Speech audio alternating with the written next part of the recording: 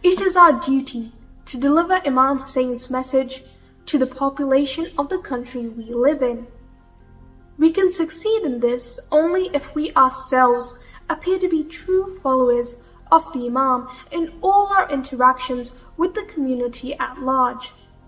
We must reflect the maximum integrity, Islamic values, and our sincere commitment to the Imam's cause.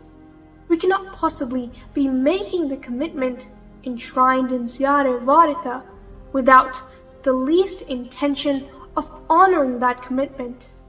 Processions are, of course, the institution effectively used in the countries of the East and in Africa. We have to convince ourselves that this institution can be equally effective in the West. If not, we must explore other means of taking the Imam's message to the people. We have to examine such activities as blood donations through Husseini blood banks, or distribution of food to the needy, or maximum usage of media to explain the event and the fact that the Holy Imam gave his life to save the basic values of humanity cherished by our community and Islam. Publication and distribution of leaflets can also be used. Distribution of cold drinks in schools and colleges is also a good idea. Visiting the patients in hospitals with floral gifts can also be implemented.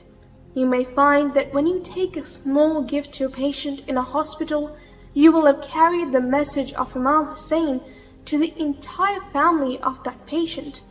All these suggestions are based on the institution of the public Sabeels, which we still have in the East and in Africa.